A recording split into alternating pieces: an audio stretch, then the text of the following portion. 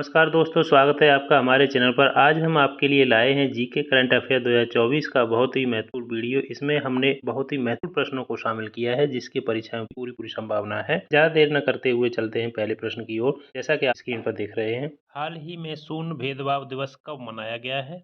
1 मार्च, 25 फरवरी, 5 मार्च और 14 मार्च। तो इसका जो आंसर हो जाएगा वो हो जाएगा 1 मार्च। शून्य भेदभाव दिवस दुनिया भर में समानता, समावेश और सहिष्णुता को बढ़ावा देने के लिए मनाया जाता है। प्रतिवर्ष शून्य भेदभाव दिवस मनाने के लिए एक निश्चित विषय निर्धारित किया जाता है।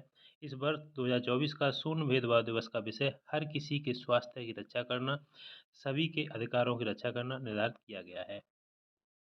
हाल ही में किसे नया चुनाव आयुक्त नियुक्त किया गया है?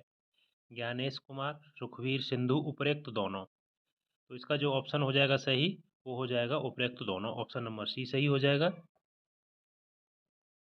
किस राज्य सरकार ने इंदिरा गांधी प्यारी बहन सुख सम्मान निधि योजना की घोषणा की है? हिमाचल प्रदेश, छत्तीसगढ़, मध्य प्रदेश और महाराष्ट्र।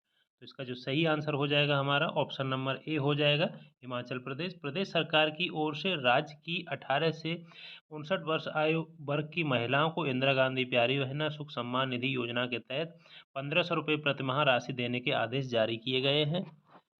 हाल ही में किसे डॉक्टर ऑफ सिविल लॉ की मानद उपाधि से सम्मानित किया गया है? ऑप्शन हमारा दिख रहा है द्रौपदी मुर्मू। हाल ही में सुभाष चंद्र बोस के जीवन पर आधारित डिजिटल प्रदर्शनी सुभाष अभिनंदन का शुभारंभ किसने किया है? अर्जुन राम मेघवाल।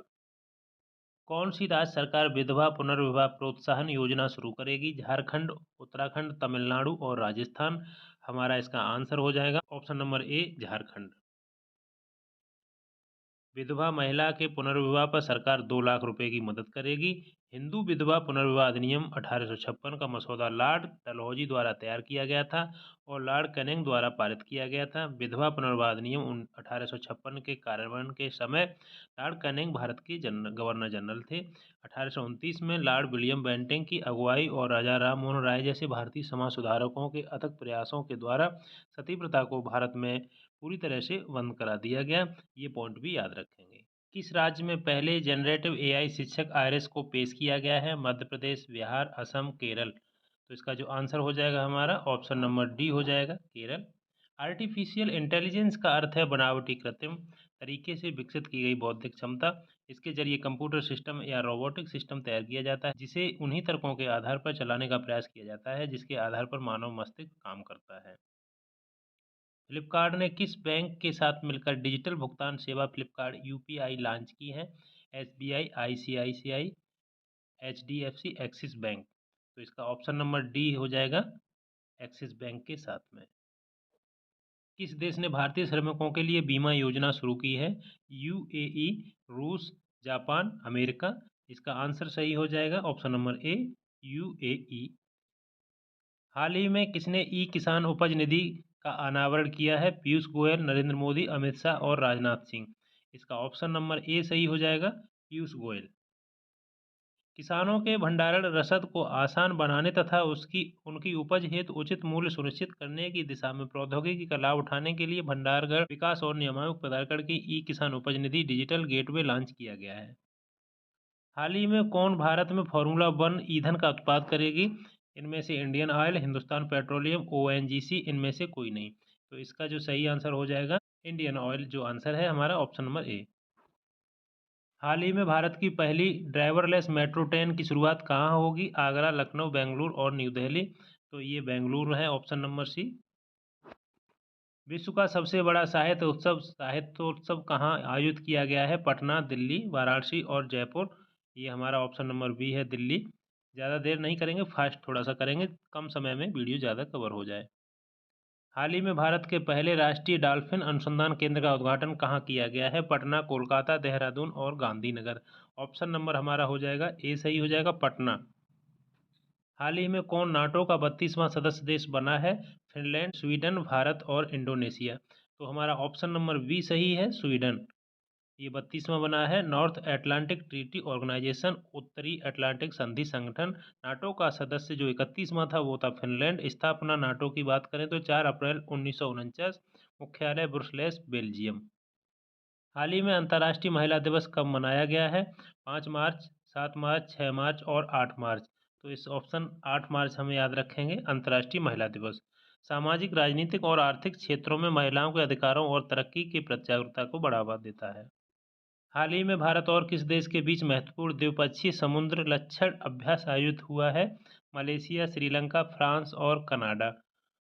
इसका सही आंसर हो जाएगा ऑप्शन नंबर ए, मलेशिया।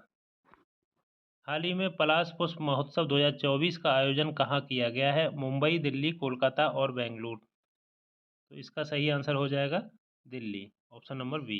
हाल ही में प्रधानमंत्री मोदी ने कहाँ सेंद्रीय फर्टिलाइजर प्लांट का उद्घाटन किया है? केरल, तेलंगाना, झारखंड और हरियाणा। तो इसका जो सही आंसर हो जाएगा वो हो जाएगा ऑप्शन नंबर सी, झारखंड। हाल ही में किस राज्य के पूर्व राज्यपाल अजीज कुरैशी का निधन हुआ है? पंजाब, उत्तर प्रदेश और मध्य प्रदेश। तो इसका जो सही आंसर हो जाएगा option number B, Uttar Pradesh. कौन सा देश गर्भपात को संवैधानिक अधिकार बनाएगा? फ्रांस, दक्षिण कोरिया, रूस और पुर्तगाल। तो ऑप्शन नंबर हमारा ए सही है, फ्रांस। हाल ही में किसने very short range air defence system का सफल परीक्षण किया है? डीआरडीओ को याद रखेंगे। हाल ही में किस राज्य में सरकारी नौकरी हुए 2 बच्चों के नियम को एससी की मंजूरी मिल गई है? पश्चिम बंगाल, सिक्किम, उत्तराखंड और राजस्थान।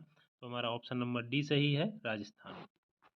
हाल ही में किस बैंक ने smart charge code loan launch किया है? Yes bank, Kotak bank, Punjab national bank, इनमें से कोई नहीं। तो ऑप्शन नंबर बी सही है, कोटक बैंक। हाल ही में देश का पहला सेमीकंडक्टर फैब किस राज्य में स्थापित किया गया है? मणिपुर, गुजरात, कर्नाटक। तो इसका ऑप्शन नंबर बी सही है, गुजरात। हाल ही में किस राज्य में समुद्री स्लग की नई प्रजाति मिली है? कर्नाटक, हिमाचल प्रदेश, उड़ीसा और आंध्र प्रदेश। तो ऑप्शन नंबर सी सही है, उड़ीसा में। हाल ही में राष्ट्रीय जन्म दोष जागरूकता माह 2024 किसके द्वारा लॉन्च किया गया है? नीति आयोग। इसके संबंध में नीचे पॉइंट आप देख ही रहे हैं। राष्ट्रीय जन्म दोष जागरूकता माह 2024 का विषय बाधाओं को तोड़ना, जन्म दोष वाले बच्चों का समावेशी समर्थन है। जन्म दोष जागरूकता अभियान रोकथाम, शीघ्र पहचान और समय पर प्रतिबंध के बारे में जागरूकता पर केंद्रित होगा। हाल ही में किस देश ने वैश्विक लैंगिक समता और समानता के लिए गठबंधन शुरू किया है? तो वो है अपना भारत। ऑप्शन नंबर एक ही दिया हुआ है इसमें जो आप देख रहे हैं। और हाल ही में किसे 2027 विश्व एथलेटिक चैंपियनशिप के मेजबान के रूप में घोषित किया गया है? बीजिंग। अगर बात करें विश्व एथलेटिक चैंपियनशिप के मेजबान के बारे में। दोस्तों ये वीडियो हमारा यहाँ पर समाप्त होता है। हमारा वीडियो और वीडियो को कंटेंट आपको कैसा लगा हमें कमेंट में अवश्य बताएं। साथ ही हमारे वीडियो को लाइक, शेयर और चैनल को भी सब्सक्राइब करें। धन्यवाद।